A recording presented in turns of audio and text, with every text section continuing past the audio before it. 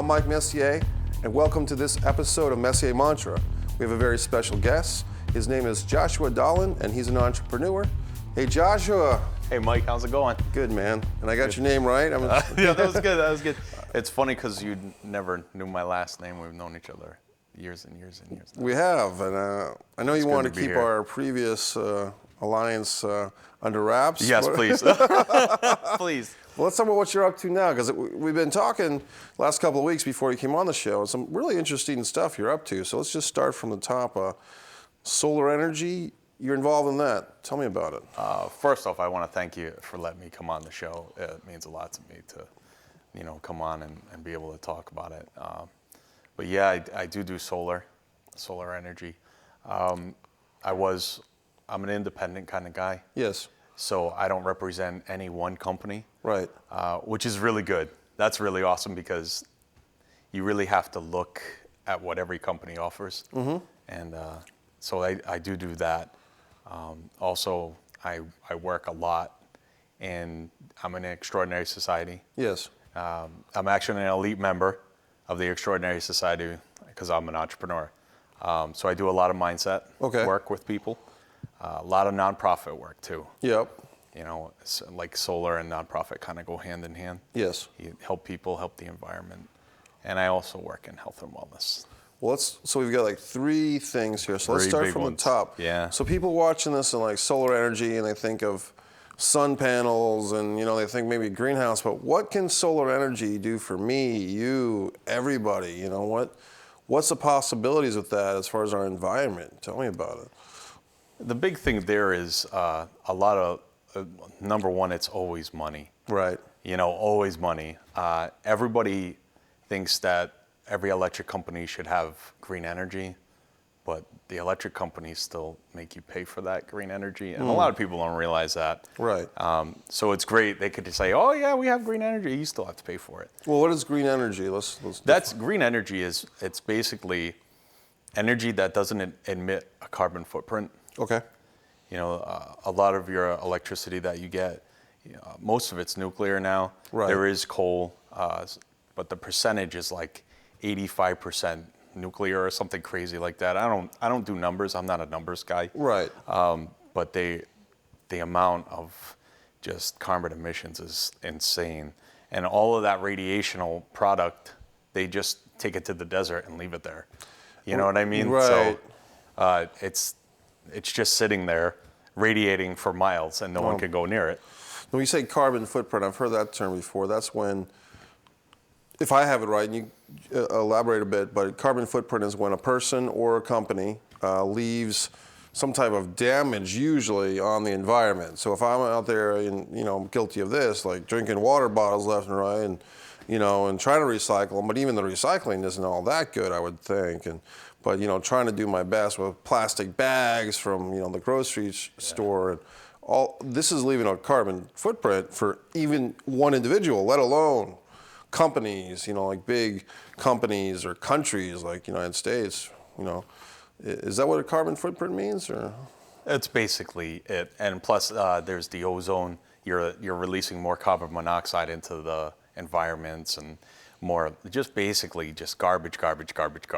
Right. Everything that can deteriorate the planet, like you're just throwing it, and people don't really think about how much you're really like wasting and how much you're really damaging everything. Wow. Do you know what I mean? Like, yeah. I can't explain that. I'm not a scientist. Sure. I don't have an analytical mind, but basically you turn on a light switch, and if you don't have like 100% green energy, something's causing that energy in your house or whatever for that light switch, and it's emitting, you're using nuclear power or they're burning coal or something, and all that crap is just going into the air. It's going into your food, like goes into the ground, right, into the water, and all of that stuff. And the same thing with trash and pretty much everything that we do. We just kind of destroy everything. That's just in our nature, including each other. It's just the way we are made. So a lot of people, that's basically, you hit it on the head right there. Wow. And that's what I tried to change. I have a 5-year-old, so me and my 5-year-old go out, and I try to teach him that we clean up, and we're actually the company that I'm currently running. We're looking to do some nonprofit work, actually cleaning up the oceans. Oh, wow. Yeah, there's a spot in the ocean where just it swirls, and it's about like, I forget how big it is, and all it is plastic. Oh my God. And Wow. there's a way to melt plastic down and turn it into oil. Interesting. So like the mission for the nonprofit side is, not only do I try to get solar because it's green, of course, and with the environment, but when you bring up the environment, one of my goals is to collect 5 metric tons of plastic and refine it into oil.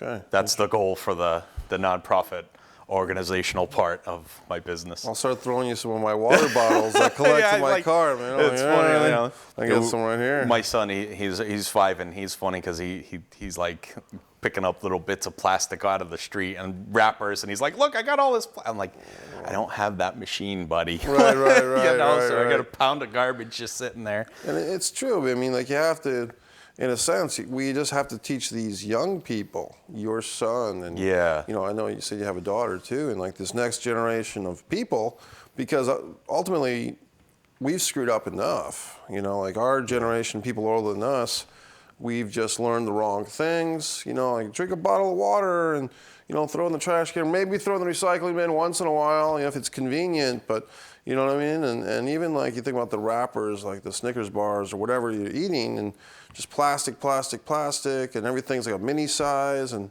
all that stuff adds up. Yeah, big time. Yeah. So that's basically like just wanted to find something where I could support my family, help a lot of people, and still help the planet in the same sense. Right. And that's where solar came into it. Okay. Plus I shopped around. I did a lot of research on green energy there because there's like thermal and I mean, there's so much varied. The wind, everybody is putting up these big wind turbines now. The problem is like a lot of the technology is super expensive. Yeah. For like wind is super expensive. Plus they're really big. And I use this for an example. There was an island, I think it was off of Rhode Island or maybe New York, and they bought one of those. But the engine was $1 million engine that propels it. Right. Well, it broke down. Oh, geez. So now the town bought it, and they have to replace it. Oh, that's horrible. So it's not economical yet. Right. So solar was my best avenue there. It's economical. The technology has come super far. I mean, you could throw baseballs at panels now and they don't break. Nice. So. Now, do these solar panels and other instruments, because I'm just, from myself, I'm very uneducated, let's put it that way, on the subject matter. So these solar panels and these solar energy, is this something the Mike Messiers of the world and the regular Joe and Jane can use in their homes, or is it more for businesses, or both? It's for everybody now. Yeah. I mean, the government is really pushing incentives. Yep. Whether you agree with any faction of government, it doesn't really matter. Their job is to push humanity forward. Right. Not that everybody agrees that they do that. Right. But the fact is, most of the world are already moving towards solar. Yes. And we're ranked around like 10 to 20, I think, right at this moment in time. Right. Last time I looked. So the incentives are there for everybody. There's government incentives and stuff. So, and the prices fell. That's another huge thing. Right. You got to think most of the country's middle class. Right. So if you really want something to be widespread, you need to make it affordable, and that's what they're doing now. Mm-hmm. It's very affordable. The technology is mass produced now, so it's a lot easier. So can this solar energy heat your home, heat your outdoor pool if you're lucky enough to have one? Can it move your washing machine, your dryer? Can it power your TV? I'm just asking because I don't know. There's all different kinds of solar. I mean, they have solar that they put in the ground now, mm-hmm. So it's like heats your driveways and heats roads. But some of that technology is still really pricey. Right. I mean, they can hook solar up for all your electrical needs, A lot of times, most of the American dream is the home. Right. I don't know if that's still the American dream, but for the most part, Sure. people want homes. And when you get a home, you want your home to be efficient. Right. And you want your home to look nice and be nice. So I kind of just veered off on the wrong direction No, that's there. fine, But yeah. they just make it so incredible now. And I mean, you can get it for anything. Right. Anything. They have it for cars now. I was just about to ask, because I was going to Yeah. ask you, what do you think about hybrids like battery and cars and stuff like that? But you're saying that there's solar-powered cars too? There's actually solar-powered boats. Okay. One guy that I got the pleasure of talking with, he was in the business as well, and he actually put solar all over his boat, and that's how he runs his boat. I have never seen anything like it. Yes. I don't know if he still has it, but he decked out his boat, like the railing was all solar panels on the railing. Yep. Like little tiny inverters. I was like, wow, that's really something. So it can be done. Right. But it costs them a real pretty penny to do that. And then this is, once again, kind of a layman question, but does solar, and I guess it does, but how does solar energy work, when the sun's down? I mean, is it just stored, or? They have multiple things. Like I said, being an independent guy, every company has something different. Okay. Like every company has different pricings, different ways to buy it. But when it comes to what it does and how it works, really, like every company is really different. Yeah. I don't even know what else to say about that. No, that's all right. Whenever you come up with a solar question, there's always an answer. Right. But it depends where you go for the answer. Okay. And that's kind of my job. Like I don't like being an independent guy. I want to go for the people. Right. If that makes sense. Yeah. And I'm kind of forgetting all the questions because I'm so excited. Like when I get about solar, I start getting so excited that I start losing it. So your questions are falling, and I'm like, and then I totally forget what you asked me. I'm sorry. No, it's all right. I was just wondering I just get too excited. No, I was just wondering, like, see, this is just layman questions, but it's like, if say I've got a solar-powered car, but then it's like 7 o'clock at night. Oh yeah, that's what it was. Well, the grids will not disconnect you ever. Okay. That's just the thing. And like I said, a lot of different companies do a lot of different things. Right. Some will put panels and just leave it at that. Yes. And some will give you batteries. Okay. Some will put extra. So you'll always draw at night if you don't have a battery. But some companies will put so much solar on that what you draw back doesn't even compare to how much you're putting in. And that's basically the answer to that one. Like every company's different, of Right. course. It depends on what you want. But Okay. the grid will never disconnect you. And the grid is what is the grid exactly? The grid is all the power lines. Every electric company that's based, Yeah. like your local utility, they will never disconnect you. I don't know why. Right. I think it's really not in their favor to not disconnect people. Right. And if enough people go solar, they're going to have to pay those people for the electricity that they're putting in. So they'll end up losing money in the long run. Yeah. So it hasn't happened yet. So hopefully in the future. But the way it works, most companies will put panels on. You get your energy during the day. Right. Whatever you don't use goes into the lines. And then you take electricity back at night. Okay. That's what most companies will do now. Interesting. Yeah, this is interesting stuff. And then they have, there's also a company put out a wall. It's not solar, but it's an electric wall. I don't know too much about that. I know it takes a few walls. They're about the size of these bookshelves. Right. And they actually power your house. Interesting. Like it's new technology. Right. But it's really cool because it's just a wall. Yeah. And it looks like a round sphere, half a sphere wall, and it powers your house, and that's pretty cool too. So Yeah. I haven't looked into that too much, but. So are we hitting the point, I guess we're kind of getting into an environmental conversation, which is great. Yeah. Because this is new territory for the show, for Messier Mantra, because I have a lot of people coming in here about film projects and some motivational speakers, but this is new stuff, so I like it. So are we at a point, maybe as the country, United States, or all countries, where we're starting, with everything else going on, but are we at like an environmental crisis? Is that the point we're at, you think, or are we getting there? Depending on who you're talking to. Yeah. No matter what anybody says, the fact is the environment's changed so much.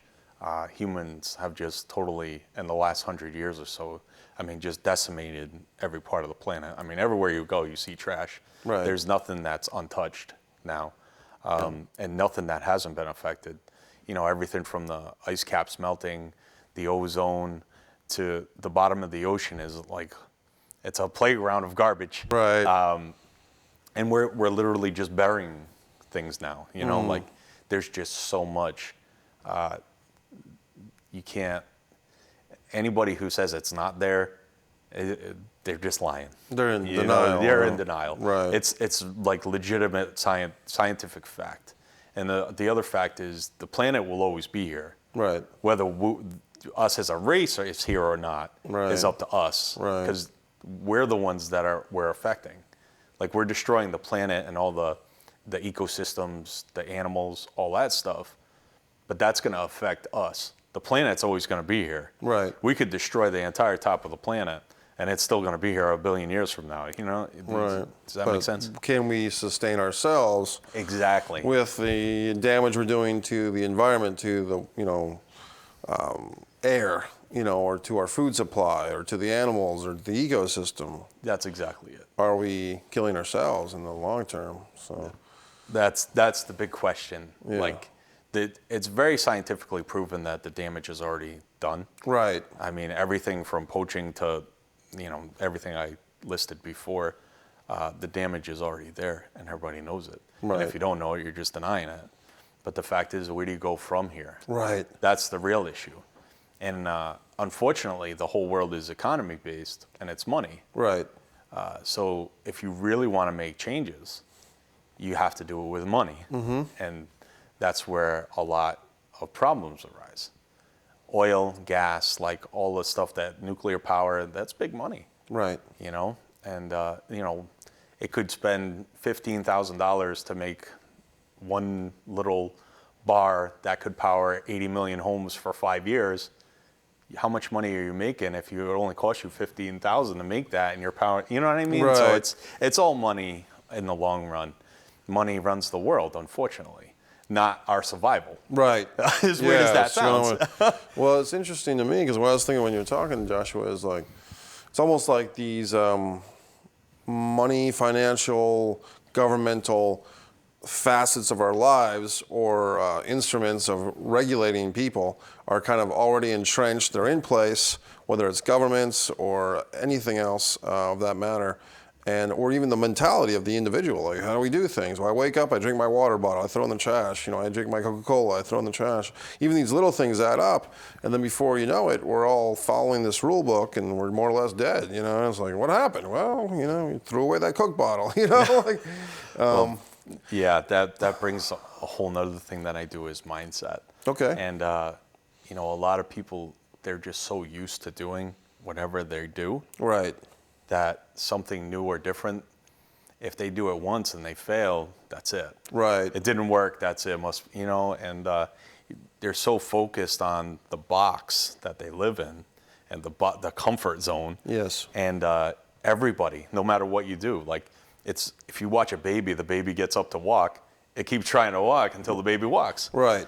But once you hit a certain age, somewhere people lose that. Yes. And that's. It ties into like the environment. It's just human nature. Right. You think 99% of what you think today, you thought yesterday. Mm-hmm. So if you didn't change anything yesterday and you live today, you're thinking all the same stuff from yesterday. Only one thought will be different. Mm-hmm. 1%, I think it is.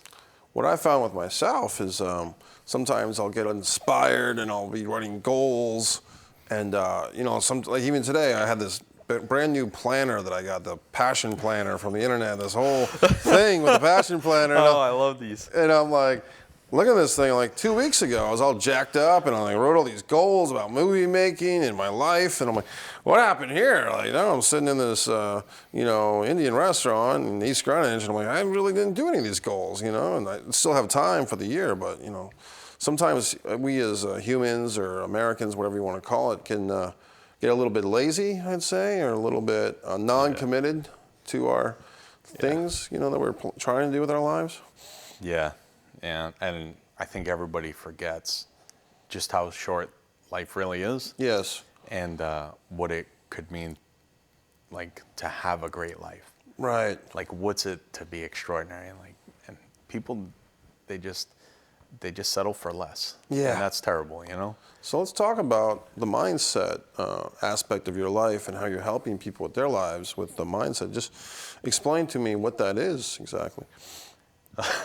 Well, basically, how it started for me, we talked about this briefly.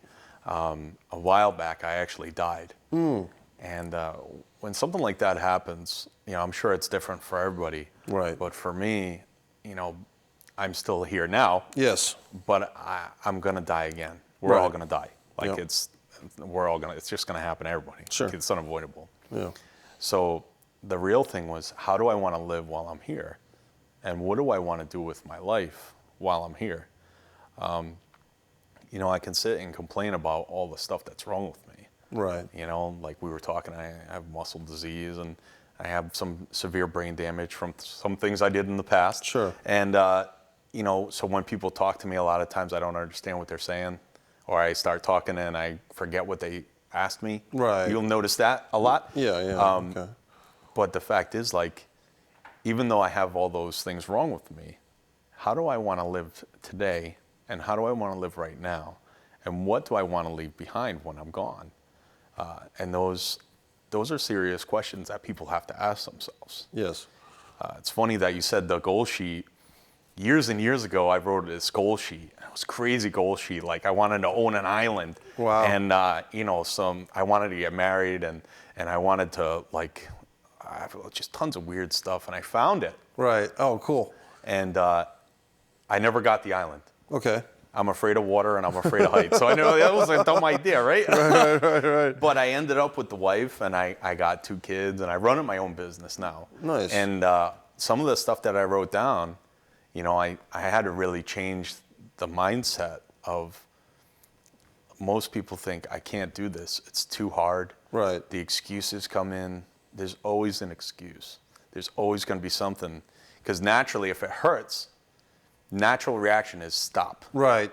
Stop. So you really have to analyze, why am I in pain? What am I in pain for? And do I want to go forward with this pain? Right.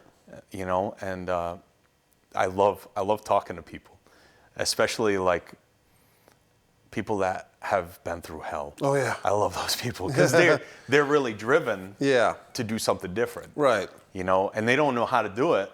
So that, you know, not that I'm the best. I'm not a guru. I'm not like, Right. Who's the new Tony Robbins or Yeah, something? Tony You know, Robbins, like, good old Tony Robbins. Can we say Tony Robbins? Yeah, we just did. Yeah. We've talked about him before on the show. Yeah. I actually like his stuff. Yeah. So. There's a lot of good ones. There's like Napoleon Hill. There's Yes. Tony Robbins. There's Wayne Dyer. Yeah, I mean, the list goes on and on and on and on and on. Yeah. So why not just listen to all of them? Right. And try all the new stuff. Keep it going. Yes. Keep a log. Like, I write every morning. And the big thing is I get up an hour and a half earlier Yes. than everybody else in my house. And I need that time. I pray, I meditate, I write. Yeah. I write a grateful list every day. Wow. Like, there's so much to be grateful for. And then, you know, I do daily reads. And it's funny because I have, my daily reads are very vast. Yes. One's on like just plain spirituality. And then I have some on recovery from alcoholism and drugs. And then I have a Christian daily read. I have, one of them is, I think it's Judaism. I just picked up Judaism, I think it is. Yes. And one is the Tao. Oh, yeah. And, you know, if the more I read every day, Yes. the more I'll think differently and really expand who I am. And that's basically the first set of mindset. Like, do something out of the ordinary that you would never do. Right. And do something that's really hard. Right. Reading, I graduated high school with a 6th grade education. So I had to go to college to learn how to read. Wow. And now I'm teaching my son how to read. Nice. Yeah. So reading is not my strong suit, and neither is writing. Right. neither is exercise. Yeah. So those are the 3 things that I do every single morning to set myself for the day. And that's like the first step of like, I literally, I will call people. It's funny, I call people 5 o'clock their time on the West Coast. Right. And I'm like, are you up right now? They're moving. Like, what? Like, well, get up. Go in the bathroom, throw water on your face, brush your teeth, drink a cup of water. Like you said, water, first thing, all the time. Rehydrate your body. Drink water, go out and read something. Like, are you crazy? Yeah. And if you want to be extraordinary, you need to go to the lengths, and you need to do things that are uncomfortable. Right. And that's how, like, once you start with uncomfortability, after a while, it's not uncomfortable anymore. Right, because you've stretched your horizons. Exactly. Mentally, physically, emotionally, with the books you read.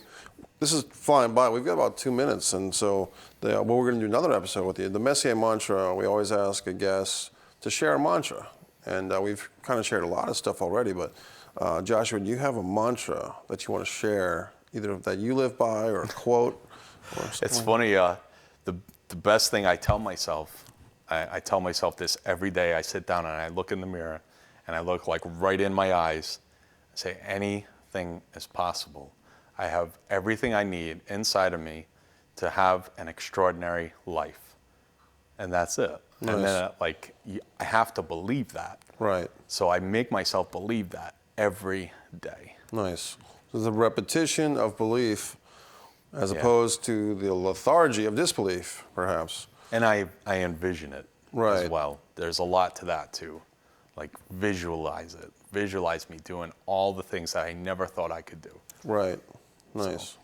I like the part where you said you read every day a vast selection of books because, and I'm not, maybe you are, maybe you're not, but I like to read like a hard copy paper books as opposed to, you know, you know what I mean? Yeah. Or, you know, and I find myself on the computer as a screenwriter myself tons and tons of times, and then people are always sending emails. You got to check your email. I send you something, you know, I don't want to check my email. I want to read a book. I want to, you know, do something else with my time. I don't want to check all these emails all the time. But we are running out of time. We're going to have you on next episode. Okay. Thank you. Joshua Dahlin, thank you. Thanks I said the name right, isn't it? Yeah, thanks, Mike. I appreciate that. Thanks, Joshua. Thanks for watching this episode of Messier Mantra with our special guest, Joshua Dahlin, and we'll see you next time on the Messier Mantra.